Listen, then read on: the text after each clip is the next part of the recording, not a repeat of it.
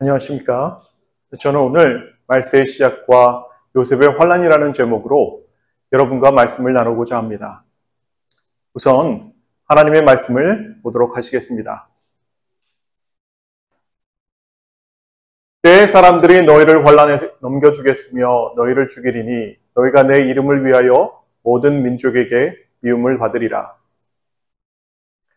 마태복음에는 두 번의 환란에 대해 기록하고 있습니다.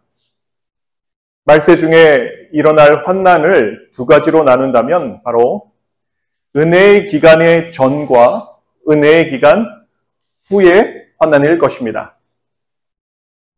말세가 시작되는 말씀과 같이 주어진 성경절이 바로 이 환난에 대한 성경절입니다. 이 성경절을 보시면 너희를 죽이리니 라고 되어 있습니다. 야곱의 환난에는 성도들이 죽는 것으로 알고 계신가요?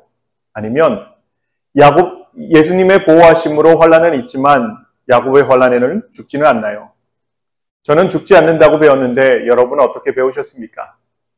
제가 물어본 재림 교인분들은 죽지 않는다 말씀하셨습니다. 그럼 이 구절에 나와 있는 환난은 절대로 야곱의 환난이 될 수 없습니다. 말씀에 확신을 가지셔야 합니다. 야곱의 환난에 대해서 우리가 확인할 수 있는 환난은 그 표현에서 볼 수 있습니다. 슬프다 그날이여 비할 데 없이 크니 이는 야곱의 환난이 때가 됨이로다마는 그가 이에서 구하여 냄을 얻으리로다. 에레미야 30장 7절 말씀입니다. 그때에 내 민족을 호위하는 대국 미가엘이 일어날 것이요 또 환난이 있으리니 이는 개국 이래로 그때까지 없던 환난일 것이며 그때에 내 백성 중 무릇책에 기록된 모든 자가 구원을 얻을 것이라. 여기 보시면 비할 데 없이 크니 개국 이래로 그때까지 없던 환난이라는 것입니다. 이러한 표현은 마태복음 24장 21절에도 기록되어 있습니다. 이는 그때 큰 환난이 있겠습니다. 창세로부터 지금까지 이런 환난이 없었고 후에도 없으리라. 마태복음 24장 21절 말씀입니다. 네, 마태복음 21장에는 두 가지 환난이 기록되어 있습니다. 환난 전과 은혜 기간이 끝나기 전과 은혜 기간이 끝난 이후의 환난입니다. 이 두 번째 환난은 분명 야곱의 환난입니다. 왜냐하면 마태복음 24장 15절에서 일요일 법령이 내려지고 얼마 시간이 지나지 않아 은혜의 기간이 끝나고 오는 환난이기 때문입니다. 질문이 있습니다. 야곱의 환난에 들어가기 전에 은혜의 시간이 끝나는 것은 다 아실 것입니다. 야곱의 환난에 들어간 사람들은 구원을 받은 14만 4천에 속한 사람들임이 틀림없습니다. 그럼 이 14만 4천인은 하나님의 인을 맞은 사람들인데 이들은 은혜의 기간이 끝나고 이마에 인을 맞습니까? 내가 인 맞은 자의 수를 들으니 이스라엘 자손의 각 지파 중에서 인 맞은 자들이 14만 4천이니 네, 이들은 야곱의 환난에 출연을 하는 것인가요? 아니면 그 전에 출연을 해야 하는 것일까요? 네, 당연히 은혜의 기간이 끝나기 전에 출연해야 합니다. 야곱의 환난에 들어가는 자들은 이미 하나님의 인을 받고 구원받은 자들이기 때문에 14만 4천은 야곱의 환난 전에 출연해야 합니다. 중요한 것은 이 14만 4천에 대해 이들은 환난에서 나왔다고 성경은 증거하고 있습니다. 내가 가로되 내 주여 당신이 알리이다 하니 그가 나더러 이르되 이는 큰 환난에서 나오는 자들인데 어린 양의 피에 그 옷을 씻어 희게 하였느니라. 계시록 7장 14절 말씀입니다. 다시 얘기해 14만 4천이 말세에 출연하는 사람들이라면 이 14만 4천은 야곱의 환난 전에 출연해야 한다는 것입니다. 성경은 야곱의 환난에 대해서도 요셉의 환난에 대해서도 단 한 번씩 언급합니다. 이 말씀은 요셉의 환난에 대해 말씀하신 것입니다. 너희는 흉한 날이 멀다 하여 강포한 자리로 가까워지게 하고 상하상에 누우며 침상에서 기지개 키며 양떼에서 어린 양과 우리에서 송아지를 취하여 먹고 비파에 맞추어 헛된 노래를 지절거리며 다윗처럼 자기를 위하여 악기를 제조하며 대접으로 포도주를 마시며 귀한 기름을 몸에 바르면서 요셉의 환난에 인하여는 근심치 아니하는 자로다. 아모스 6장 3절로 6절 말씀입니다.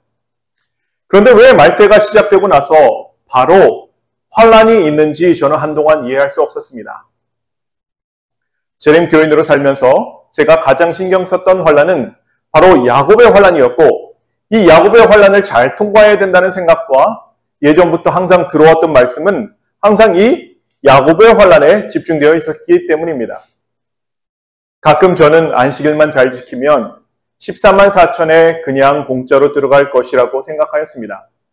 하지만 성경은 먼저 고난을 받아, 우리가 먼저 고난을 받아 온전케 될 것이라고 얘기하십니다.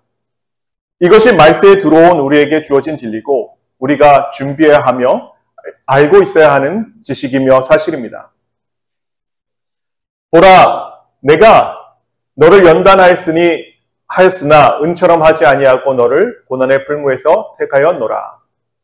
너의 믿음이 시련이 불로 연단하여도 없어질 금보다 더 귀하여 예수 그리스도에 나타내실 때에 칭찬과 영광과 존귀를 얻게 하려 함이라. 말씀은 분명 우리가 연단을 받을 것이라고 얘기합니다. 요셉의 환란은 대부분의 사람들이 준비가 되지 않았을 때 급작스럽게 오는 환란입니다.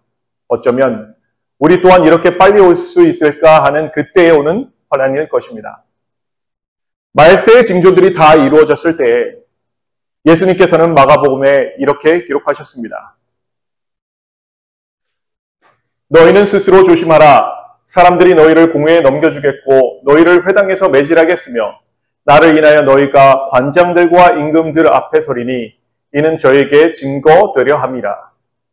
말세의 징조가 세계적으로 주어졌을 때 하나님의 백성은 곧 예수님께서 재림하신다는 그 사실에 대해 우리가 하나님의 말씀을 증거하게 된다고 예수님께서는 말씀하십니다.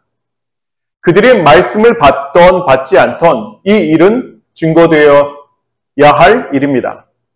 새 천사의 기별입니다. 그가 큰 음성으로 가로되 하나님을 두려워하며 그에게 영광을 돌리라. 이는 그의 심판하실 시간이 이르렀음이니 하늘과 땅과 바다와 물들의 근원을 만드신 이를 경배하라 하더라. 바로 첫째 천사의 기별입니다. 우리는 지난 시간 예수님께서 말씀하신 재난의 시작을 말세의 시작으로 볼 수 있음을 확인하였습니다. 이 모든 것이 재난의 시작이니라. 그리고 우리는 이 말세가 시작되는 그 징조에 대해 전 세계적인 전쟁, 기근, 온역, 동요, 지진, 하늘에서의 무서운 징조가 있을 것임을 확인하였습니다. 말세에 산다는 것은 지금까지 봐오지 못한 모든 일들을 우리가 겪을 것이라는 것과 더해서 지금까지 겪어보지 못한 고난의 시간이 다가오고 있음을 우리는 알아야 합니다. 그리고 무엇보다 우리 세대에 예수님께서 오신다는 마음의 준비와 확신이 있어야 합니다. 내가 진실로 너희에게 말하노니 이 세대가 지나가기 전에 이 일이 다 이루리라 라고 말씀하셨습니다. 이러한 확신이 우리 마음에 있을 때 새 천사의 기별을 외치는 사람들이 될 것이고 우리가 이 새 천사의 기별을 외치지 않으면 예수님의 재림에 무지한 사람으로 남을 수 있음을 보게 됩니다. 요즘 뉴스를 보면 지금 세상에서 벌어지고 있는 자연재해는 이해할 수 없을 정도입니다. 이러한 기후변화로 인해 예수님을 믿지 않는 사람들도 말세라고 얘기하는 것을 보게 됩니다. 그런데 전 세계적인 지진, 세계적인 기근, 전 세계적인 동요가 있다면 재림교회 교인들은 모두 말세가 시작됨을 이해하고 새 천사의 기별을 외치기 시작할 것입니다. 우리가 말세를 깨닫지 못하면 절대로 새 천사의 기별을 외칠 수 없습니다. 왜냐하면 말세가 왔고 하나님의 심판이 가까워 왔음을 우리가 마음속으로 확신해야만 새 천사, 특히 첫째 천사의 기별이 시작될 수 있기 때문입니다. 만약 우리가 예수님께서 재림하시기 전에 이 새 천사의 기별을 다시 외쳐야 한다면 이 새 천사의 기별은 아래 말씀처럼 세계적인 외침이어야 하고 그러기 위해서 하나님께서 세상 모든 사람들이 부인할 수 없는 전 세계적인 징조를 주시는 것은 너무도 당연한 것입니다. 새 천사의 기별은 재림교인을 위한 재림교인 안에서만 외쳐져야 하는 기별이 절대로 아닙니다. 말씀은 분명히 이렇게 얘기합니다. 또 보니 다른 천사가 공중에 날아가는데 땅에 거하는 자들 곧 여러 나라와 족속과 방언과 백성에게 전할 영원한 복음을 가졌더라. 네, 말씀은 모든 나라에 외쳐져야 하는 기별. 이 세 천사의 기별이라면 모든 나라가 알 수 있는 징조가 있어야 하고 모든 나라와 민족의 사람들이 동의할 수 있는 확신, 말세의 확신이 있어야 합니다. 그래서 예수님께서 마지막 세대에게 이 세 천사의 기별을 언제 외쳐야 하는지 그 확신을 말씀을 통해 분명 주실 수 있다는 것입니다. 민족이 민족을, 왕국이 왕국을 대적하여 일어나고 곳곳에 기근과 역병과 지진이 있으리니 이 모든 것이 고통의 시작이니라. 그때에 그들이 너희를 넘겨주어 고통받게 하고 너희를 죽이리니 너희가 내 이름으로 인해 모든 민족들에게 미움을 받으리라. 네, 예수님께서는 분명 고통의 시작, 즉 텔로스 말세의 시작을 기근과 지진과 역병으로 말씀하십니다. 우리에게 전 세계적인 코로나가 시작되었을 때, 또 전 세계적인 전쟁과 기근과 지진이 왔을 때 하나님의 백성들은 듣지 않던 세 천사의 기별을 외쳐야 하며 사단은 무슨 수를 써서라도 이들을 죽이려 할 것입니다. 이것이 곧 요셉의 환난인 것입니다. 여러분, 세 천사의 기별을 외칠 준비가 되어 있으신지요? 우리가 알듯이 첫째 천사의 기별은 다음과 같습니다. 그가 큰 음성으로 이르되 하나님을 두려워하고 그분께 영광을 돌리라. 그분의 심판의 시간이 이르렀으니 하늘과 땅과 바다와 물들의 근원을 만드신 분께 경배하라 하더라. 이때 교황을 중심으로 지구를 구해야 한다는 세상 대다수의 사람들은 저희들에 대해 똑같이 이렇게 얘기할 것입니다.